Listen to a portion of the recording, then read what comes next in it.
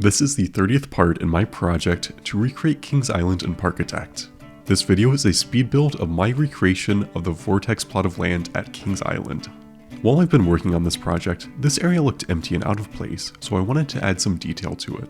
Now of course, the Vortex roller coaster isn't in this plot of land anymore, but this area has some unique terrain, trees, and other details that give this area of the park some character. While I'm building this area of the park, I'll share some details about the history of this plot of land. This plot of land was first occupied by a roller coaster named the Bat.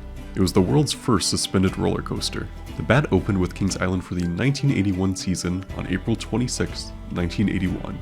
The Bat stood 100 feet tall with a top speed of 34 miles per hour. The Bat suffered from significant maintenance issues to the point where the Kings Island maintenance team would have to replace each car's shock absorbers on a daily basis. The ride would frequently have wait times exceeding 3 hours due to excessive downtime. The line would even stretch all the way to the entrance of the racer at the very top of Coney Mall. After 2 more seasons of downtime and maintenance nightmares, the Bat would close permanently in August 1983. Kings Island later received another suspended roller coaster built by Aerodynamics, which they placed in the Action Zone area of the park. This coaster is now named the Bat in honor of the coaster that once stood in the Vortex plot. I'll have a lot more details on the history of the Bat in a future part of this project when I recreate that roller coaster, so stay tuned. Now let's get to the history of Vortex. Vortex opened at Kings Island on April 11, 1987. It stood 148 feet tall with a drop of 138 feet, a top speed of 55 miles per hour, 6 inversions, and a track length of 3,800 feet. It was quite a sight to see. You could see Vortex from almost anywhere in Kings Island, and it really completed the skyline of the park. The giant vertical loops, corkscrews, and Batwing were landmarks for this area of the park for decades. This part of the park really belonged to Vortex. The park eventually closed Vortex on October 27, 2019. The park stated that the roller coaster had reached the end of its service life. During the ride's entire lifespan, Vortex had over 46 million riders. After Vortex was demolished, the trains from the roller coaster were sent to Carowinds to use on the Carolina Cyclone roller coaster. You can still ride the original Vortex trains on Carolina Cyclone to this day. These days, the Vortex plot of land is used as a landing/takeoff zone for the drones Kings Island uses for its fireworks and drone shows. The park uses a small gravel rectangle for these drones, which I tried to recreate a few times. I'm not sure where the exact location is, but I know it's towards the back behind Shake, Rattle, and Roll. I eventually gave up on recreating the gravel square for the drones. I couldn't get it perfect, and it didn't really fit well with the other scenery, so I gave up on that small detail. This area of the park near the Vortex plot is also home to a basketball midway game. The 3-point challenge is a game where the guest has 40 seconds to make multiple 3-point basketball shots. The prizes range from team jerseys to team hats to even basketballs. I've never played this midway game, but the game attendants will always shout at you and try to grab your attention to play the game while you walk down the midway, and I've experienced that countless times. It was really quite difficult to recreate the 3-point challenge because of the grid-based nature of Parkitect and the angle of the midway. After some trial and error, I got a result that I was pretty happy with though. I of course added a lot of detail to this midway with trees, fences, curbs, and other decorations. Once I was done adding trees and decorations, I added some of the service roads next to the Beast. These roads are for the maintenance team to work on the coaster's track and to perform inspections on the ride.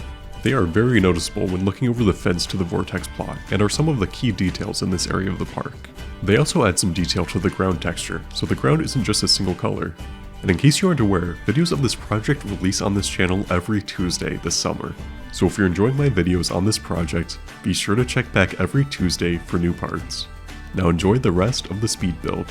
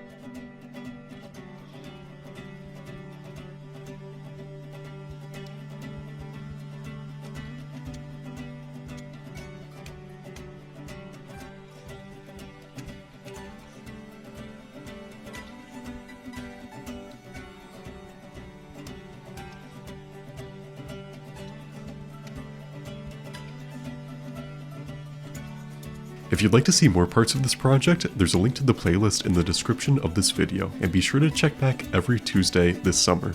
Like always, thanks for watching, and I'll see you next time.